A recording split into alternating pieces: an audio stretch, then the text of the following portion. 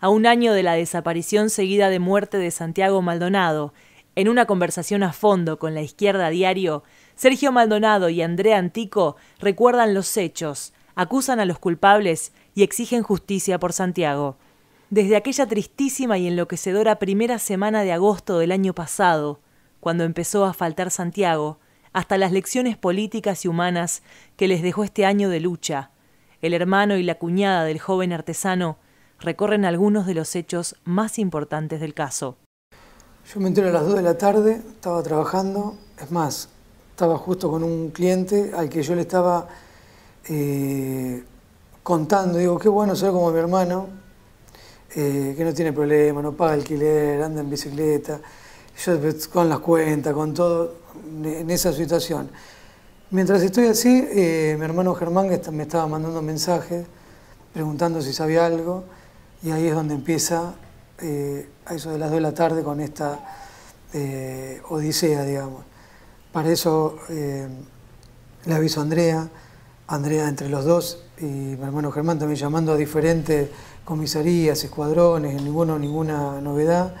La llamo a una amiga que tenemos que es fotógrafa, y me dice, no, sí, hay una persona, claro, que está desaparecido, pero no es tu hermano. Le digo, ¿me pueden mandar la foto? Dice, debe estar en algún lado, lo deben tener. Me manda la foto y cuando veo que es la de Santiago. Al otro día, el 3 de agosto, vamos y presentamos en Bariloche un habeas corpus. Ya lo había hecho mi familia en 25 de mayo, el día anterior, a través de la Comisión por la Memoria, y que eso lo habían hecho a la tarde, o sea que más o menos entró también el mismo 3 de agosto. Y bueno, ahí empezó los primeros días, el llegar a la comunidad el 3 de agosto, el salir de ahí y vivir esto que habíamos comentado de cuando la gendarmería nos para, nos detiene, empieza a hacer preguntas, una situación fea, llegar a Esquel y lo mismo, encontrarnos en que no sabés qué va a pasar, no sabés dónde estás, pensando inocentemente que el día 4 de agosto nos íbamos a presentar en la audiencia y nos iban a decir Santiago está detenido por, no sé, tal cosa, lo liberamos. Hasta ahí era eso. Después ya cuando empiezan a pasar los días ya se empieza a hacer insostenible de que no... Y era que estaba ahí. Si nosotros nos hubiéramos quedado y nosotros no hubiéramos vivido en Bariloche y hubiésemos estado en 25 de mayo donde está mi familia, Santiago hoy todavía lo estamos buscando como una persona extraviada, que era lo que quería instalar el gobierno. En todas las instancias, desde el 1 de agosto, el Estado estuvo involucrado y en todas las hipótesis surgidas, ¿no? de todos los lados, el único responsable es el Estado.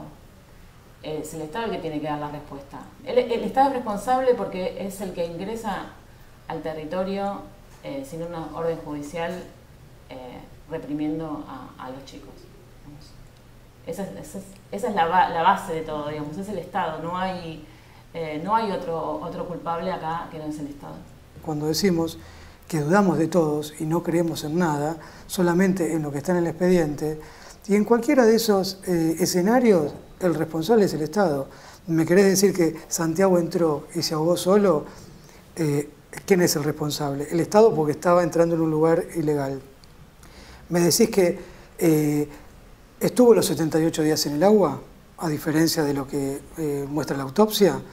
El Estado es el responsable. ¿Por qué? Porque fue el 5 de agosto, el 18 de septiembre, y creemos que el 12 de agosto por lo menos pasaron cerca, pero los otros dos rastrillajes estuvieron en el mismo lugar y no había absolutamente nada. O sea que en todos los ámbitos o en todas las situaciones que se puedan dar, el Estado es el único responsable.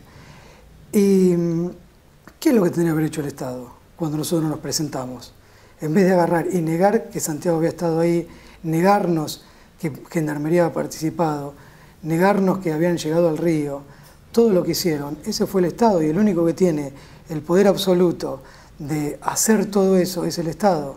No es ni la comunidad mapuche ni el vecino. O sea, es el propio Estado que tiene todas esas herramientas para agarrar y poder sembrar pistas falsas, atacarnos a nosotros, investigarnos, intervenirnos en el teléfono, seguirnos. O sea que en cualquier escenario que me quieran decir o inventar o armar, es el Estado. Quien dijo que en un 20% estaba en Chile fue el Estado a través de una diputada nacional. Quien dijo que la Gendarmería no había participado fue el Estado a través de la ministra de Seguridad. O sea que todo eso lo puede hacer el Estado. Y aparte la autopsia no dijo absolutamente nada en eso. Entonces también sigue siendo el Estado que es el que investiga. Por eso pedimos, y por ahí esto lo voy a decir varias veces, un grupo de expertos independientes que garantice la investigación, porque el mismo Estado es el que actúa y el mismo Estado es el que investiga. Eso lo pedimos el 29 de agosto, no es que lo estamos pidiendo ahora con el diario del lunes. El 29 de agosto le pedimos al Estado que necesitamos que entraran expertos independientes como, por ejemplo, la ONU, y que reconocieran la desaparición forzada, entre tantos puntos. Esos dos se rechazaron, porque ellos estaban investigando y estaban buscando a Santiago, que por lo pronto lo habían buscado 29 días más el periodo que duró de Otranto, buscando a alguien que no tenía ningún dato. No sabían cuánto pesaba, cuánto medía, qué gustos tenía, buscando una persona que hasta en un momento dijeron que era un invento. Pero el día 6 de agosto a la noche íbamos viajando para Esquel para estar al otro día temprano, justamente ese 7 de agosto, y paramos en una estación de servicio en Bolsón, pasan 2 personas, bien al lado, en la noche cuando no había nadie, y después cuando se secuestran los celulares, lo que yo estaba hablando por teléfono sale de estas 2 personas que habían mandado el mensaje con lo que nosotros estamos hablando. Por ejemplo, una situación. Saliendo de ahí, un auto que nos seguía con la luz alta de atrás, hasta que llegamos y nos quedamos a dormir en un lugar. Te puedo decir eso era muy marcado. Después, cosas que nosotros no nos dimos cuenta, es por ejemplo el lunes 7 de agosto en una marcha en Bolsón, en la que estaban concentrándose en la plaza de Bolsón. Cuando se secuestran los celulares se ven una foto de acá, al lado mío, o sea que alguien que estuvo al lado, que me estuvo abrazando, que estuvo conmoviéndose y como eran todo el tiempo que te dan fuerza, era un infiltrado sacándome fotos. Entonces cuando lo quieren hacer evidente lo hacían y cuando no, no. Sí, bueno, otra de las situaciones fue justamente con Miriam Breckman, que estábamos en Esquel, nos sentamos a charlar, queríamos hablar cosas de la causa y estábamos solos y se sentó una persona casi al lado nuestro, digamos, y era evidente que, ¿no?, que estaba escuchando, que bueno, después usaba su teléfono celular. Después nos ha pasado, mismo en Bariloche, tener una camioneta andando yendo y viniendo, digamos, sobre todo a la noche. Pero esas situaciones eran como... Nosotros en el principio no nos dábamos cuenta, después nos empezamos a dar cuenta y era como... la verdad que llegamos a veces a sentir miedo. Sobre todo porque nosotros en esa época viajábamos de Bariloche a Esquel en auto y lo hacíamos de noche. Digamos, ya la primera vez que fuimos a Esquel nos había parado la gendarmería, lo había hecho bajar a Sergio, revisar la mochila, bueno, preguntarnos. Eso la verdad que sí, fue terrible. Sacando el documento, que está prohibido que te saquen el documento, 2 veces en 90 kilómetros y en el medio de la nada donde no tenés señal. Y simulando, o sea, una situación horrible fue esa. Y ese es el Estado, no fue alguien y con uniforme y todo, cuestionando, no, déjalo ir, no lo dejes ir, después avanzar y llegar a Esquel y otra vez que nos vuelvan a parar, que nos saquen el documento y el carnet de conducir, que recordemos que eso era el 3 de agosto. Y ahí nosotros en la cabeza funcionaba totalmente diferente, no te da para confrontar o exigir algún derecho. Ese día nosotros llegamos, nos tiramos en la cama, obviamente no podés dormir, no podés descansar, nada. No sé, porque se me dio por prender la tele para variar y ver qué... Y entonces empiezo a pasar y veo esto. Y no, fue muy fuerte, o sea, lo primero que hago es llamarla, no, porque creo que nos avisó mi vieja, me mandó un mensaje. Entonces prendo eso y cuando veo y no empiezo, digo, no puede ser. Mientras la llamo a mi vieja le pregunto, y mi vieja estaba en un estado que no sabía ni quién le había llamado. Y le digo, ¿qué te dijo? No, que en realidad él había pasado por una situación parecida. Yo estaba que, no, digo, no puede ser. Mandé un mensaje a la producción de TN para salir y ahí era el programa de Nelson Castro. Y enseguida me llamó y pude decirle que era un hipócrita y lo sigo sosteniendo, o sea, y hoy más que nunca, porque después de ese 20 de octubre jamás mencionó a Santiago, ni jamás se había preocupado antes, lo había mencionado una sola vez en un ascensor a la pasada y a Bono de YouTube. Después nada más. Y lo único que hizo fue agarrar y aprovechar, usar políticamente a Santiago, previo a las elecciones, para salir y decir está todo bien. A lo cual también le apunto al juez por ese día, por salir y decir que no tenía signos de violencia y generar en la opinión de ese sector que es funcional al gobierno, en agarrar y decir no tiene signos de violencia, se ahogó solo. Eso fue para mí un golpe muy bajo del presidente, porque uno puede esperar de cualquiera, pero sos tan bajo caíste. O sea, la verdad que yo cero respeto en eso a Macri. Y ahí también se da otra situación con Garabano, que Garabano dice no, porque me comuniqué con Sergio Maldonado, y en realidad no se había comunicado con Sergio Maldonado. También fue en ese momento que Sergio también los desmintió y dijo no, él es un mentiroso porque conmigo no se comunicó. Y en realidad...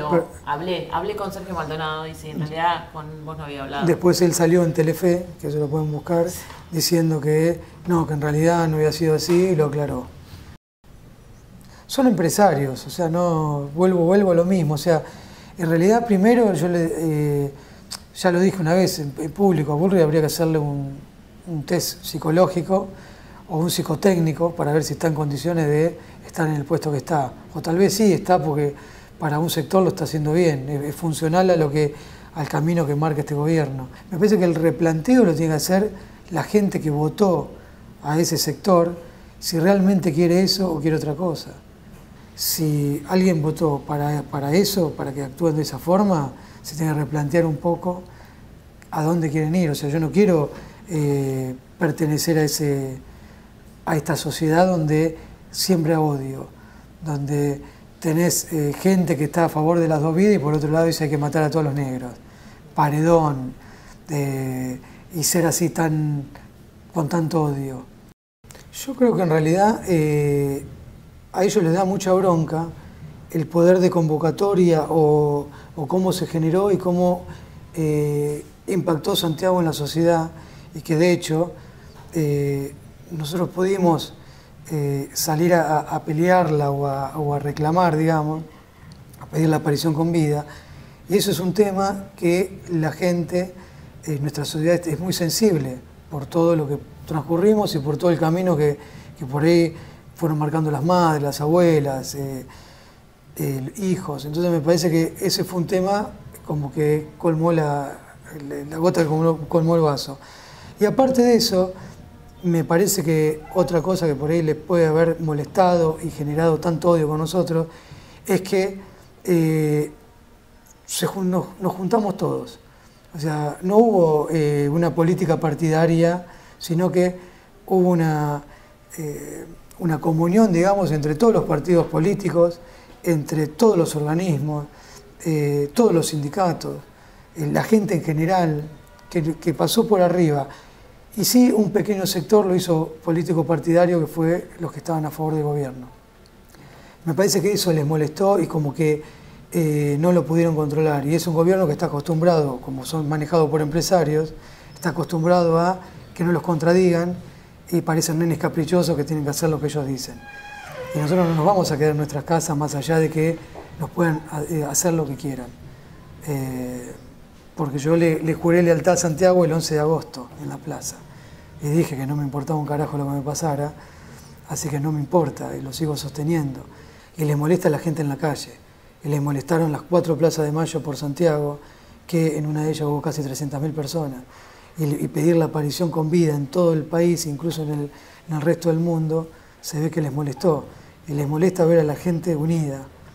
Y le molesta ver los ojos de Santiago, eso le molesta. Pero bueno, los ojos de Santiago están en todos lados, así que le va a costar, digamos, sacarlo. Hay cosas que ya ni miramos, pero justamente con ese ejemplo que estoy diciendo, eso era la parte el título. Después en la nota decía que sí, en una represión que hizo Gendarmería. O sea, por un lado está diciendo que se vos solo, como título, y después está diciendo que entró Gendarmería y reprimió. O sea que, si vos lo decís, bueno, no termina de mentir, pero no dice la verdad. Pero en el título dice que se vos solo. Entonces, eso mismo, esa misma práctica, las hacen varios, que son de los mismos medios, que yo ya llegó un momento que me cansé de agarrar y tratar de explicarles o decirle a esos periodistas de esos medios, confiando en la buena voluntad, que decís, bueno, no, pero nosotros vamos a escribir, y vos le decís y le explicás todo, y después la excusa es, el editor le puso otro título. Y ese es el comportamiento de esos medios. Nunca se interesaron por nada, digamos, y siempre se interesaron por esto que decía Sergio, de que nos han hecho notas. Sí, vamos a hacer determinadas notas, y cuando la habíamos publicado no tenía nada que ver con lo que realmente se había hablado en esa nota. Igualmente, digamos, la mayoría de esos periodistas se manejan así con todos los temas, digamos, no es que es solamente con Santiago, digamos. Pero hay sí periodistas que son funcionales al gobierno y claros operadores. Con lo del Santiago, ellos tenían información antes de la que la tuviéramos nosotros. Tenían el expediente directo, estaban online. Gendarmería tenía acceso a la causa y nosotros no. Y estos periodistas están en convivencia con Gendarmería. Me parece que algo que nos fortaleció a los dos es la gente, digamos, la gente que nos apoyó desde un principio, que nos para en la calle, que nos dice que no bajemos los brazos, que sigamos luchando, que en algún momento va a haber justicia. Y sobre todo, digo, nos ha pasado muchísima gente que nos ha parado y nos emocionada, nos ha abrazado nada más y no nos ha dicho más nada que eso. Un abrazo y de la emoción se ha ido, y eso es lo que nosotros nos queda como más fuerte, ¿no? Que el cariño de la gente es importantísimo. Ahora también te genera es doble, porque los días que decís, bueno, no, ya está, llego hasta acá y se presentan situaciones o por ahí parece que está hecho como a propósito. Cuando vos te vienen dando cachetazos, bueno, aparece algo o resurge algo en la causa, o aparece un llamado de alguien, o te encontrás con gente que no es impensada el haberlo. Por nosotros no participamos en nada, no buscamos una exposición o llegarle a diferente gente, o de conocerla. Y ahora te encontrás con otro mundo que yo por ahí hablo más con Norita que con mi abuela, o Tati Almeida, que por ahí qué sé yo, digo, me reta, digo, sí. Y está esa cosa de, no hace un año que conozco toda esa gente y parece que la conocí de toda la vida. Entonces ese cariño y ese vínculo que se va generando es medio difícil de bajar los brazos. Me duele mucho el caso de Daniel Solano en la Patagonia.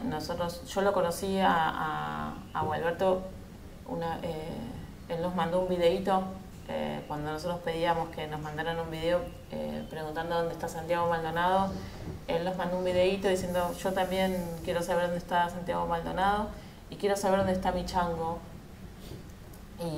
Y yo cuando lo escuché me emocioné, me puse re mal y bueno, dije, ¿cómo no conocía este caso? Entonces empecé a averiguar, bueno, me contacté con familiares y la idea siempre fue tratar de ir y acompañarlo y él se murió y nosotros no pudimos estar con él porque siempre estábamos con viajes, con un montón de cosas y no pudimos estar presentes. Y ahí el Estado es doble culpable, tanto con la desaparición de Daniel y la muerte del padre. O, por ejemplo, en esto que estaba diciendo Andrea, yo me mandó una carta Fernando Wittis, re linda, no se la pude responder porque no llegué a respondérsela. O el hermano de Natalia Melman, después de haber escuchado cómo lo dejan libre a quien es el responsable, describe Andrea, se contacta con Andrea y vos escuchás o ves las palabras, cómo le escribe y todo, decís qué dignidad, cuánta entereza y ver cosas similares a lo de Santiago en las mismas fechas, que por ahí pasaban cosas en el caso de ellos con el nuestro. Bueno, en el caso de Luciano Arruga también. Lo de Luciano. Las fechas es como el caso de Rafa Nahuel, digamos. Es un entramado de fechas dolorosísimo para todas las familias, digamos, ¿no? Mientras uno le está pasando tal cosa, recuerda que a uno le pasó tal otra, digamos. Es como... Lo de Luciano Arruga, cuando la conocemos a Vanessa y dice: mi mamá estuvo 3 días mirando por la ventana y no salió, 3 años, perdón, y no salía. Y yo decía, no puedo, es una eternidad, ¿no? Claro, nosotros iban pasando los días, iba pasando, seguía. Y después ver que mi vieja a los 10 meses puede ir y leer una carta, no una carta, sino una poesía, en una marcha. Digo, bueno, o sea, como que avanzamos un poco más. Y por ahí no sé si es un consuelo de tonto, ¿qué? Pero decir, bueno, por ahí cuántos Luciano Arruga se evitaron, o cuántos Daniel Solano, o cuántos Santiago, porque por ahí contamos las perdidas, pero tal vez Daniel Solano fue y reclamó por el pago que le hacían mal y todo, y ¿qué otro se evitó? O algo tiene que haber cambiado, o lo de Luciano, algo tiene que haber cambiado, o es lo que quiero creer. No sé si estoy en lo cierto o no, pero me gustaría que así fuera, que esas muertes no sean en vano, que por lo menos algo quede, no en un simple recordatorio nada más. Santiago ante todo era un ser humano con ideales bien plantados y por ahí ideas anarquistas que no creían en el Estado. Y me parece que estaba bárbaro no creer en el Estado, pues es el mismo Estado que lo desaparece y lo desconoce, después lo niega. Todas por ahí sus causas o las luchas en las que se comprometía, después las plasmaba en un mural. Fue dejando mensajes de esa manera que nosotros por ahí no lo veíamos por no entenderlo o no compartir su forma por ahí de cómo veía las cosas. Todos los amigos que cosechó, no sé, lo podría definir como un ser libre por ahí, porque hizo siempre lo que quiso y digamos que no voy a decir murió con la de él, porque en realidad nadie se merece una muerte, pero sí vivió por ahí intensamente y pierde la vida por una causa en la que él creía noble y no sentado con un control remoto mirando la tele y opinando. Con el correr de estos meses nos fuimos conociendo un montón de amigos de Santiago, donde él iba, hacía amigos, y siempre pensando, ¿no?, en las cosas que había que cambiar y que había que cambiar y que él le ponía el cuerpo en todas, porque no se quedaba solamente con leer un libro y decir, sí, yo soy anarquista y quedarme en la esquina de mi casa tomándome una birra y fumando un porro, digamos. Yo soy anarquista y defiendo estas ideas y voy a hacer esto y voy a hacer lo otro y nosotros siempre, las veces que nos veíamos era hablar de esos temas, ¿no?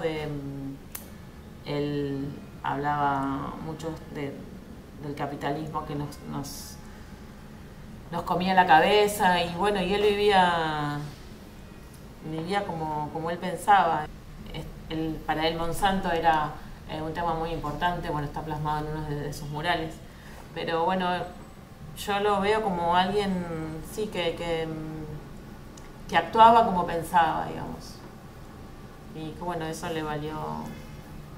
Que tenía una coherencia, digamos. Sí, que era coherente. Y lo otro que por ello podría agregar es que, porque yo escuché varias veces esto de que no, es bueno, estaba con la gente equivocada en el lugar equivocado. Y yo creo que no, o sea, para mí estaba en el lugar que él consideraba que había que estar, siguiendo su instinto o apoyando una causa que él creía justa. Entonces ahí, y era su lucha.